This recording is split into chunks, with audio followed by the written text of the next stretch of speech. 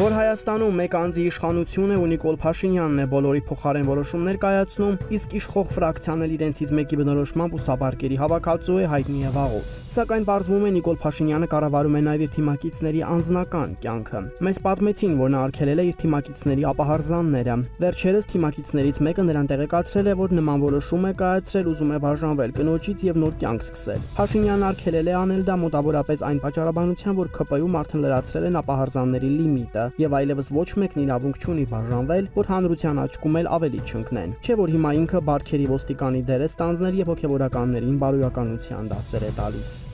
Այսօր լրանում է ՀՀԶ հոգևոր ծառայության կազմավորման 25-ամյակը։ Հայ եկեղեցում ՀՀԶ հոգևոր առաջնորդությունը ստեղծվել է 1997 թվականի նոյեմբերի 13-ին Գարեգին Ա-կաթողիկոսի եւ Պաշտպանության նախարար Վազգեն Սարգսյանի համատեղ նախաձեռնությամբ։ Այդ ժամանակից սկսած զորամասերում ծառայություն են մատուցում նաեւ քահանաները, զինվորներին հասու դարձնելով հոգևոր կյանքին։ Այդ առիթով քանաքերի Սուրբ Աստվածածին եկեղեցում վաղարավոտյան պատարագ է մատուցվելու, որին բանակի հոգևոր առաջնորդ Մովսես Վարդապետ Սարգսյանի գլխավորությամբ այլ հոգևորականներ են մասնակցելու։ Սակայն մինչև 3 պարզ չէր արդյոք այդ պատարագին մասնակցելու է Պաշտպանության նախարար Սուրեն Պապիկյանը, որը կարգալույց արված քահանայի կողմից Հովանավանքում մատուցվող պատարագին մասնակցել էր եւ ծնկաչոք հաղորդություն ստացել նրանից։ Մեզ պատմեցին, որ բանակում հոգևոր ծառայություն մատուցող քահանաները քանաքերի եկեղեցում պարբերաբար պատարագ են մատուցում եւ բազմիցս հրավիրել են նախարարին, բայց նա երբեք չի մասնակցել։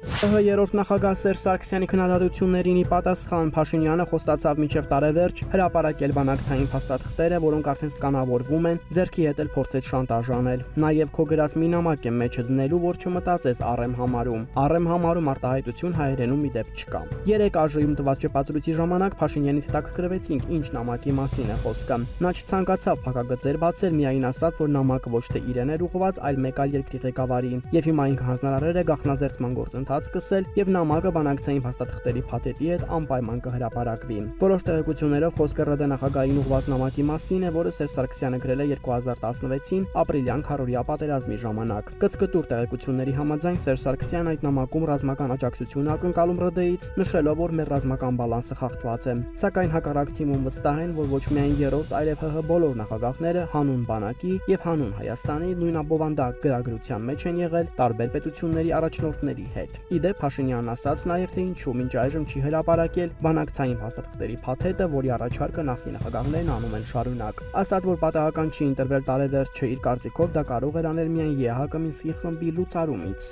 հետո։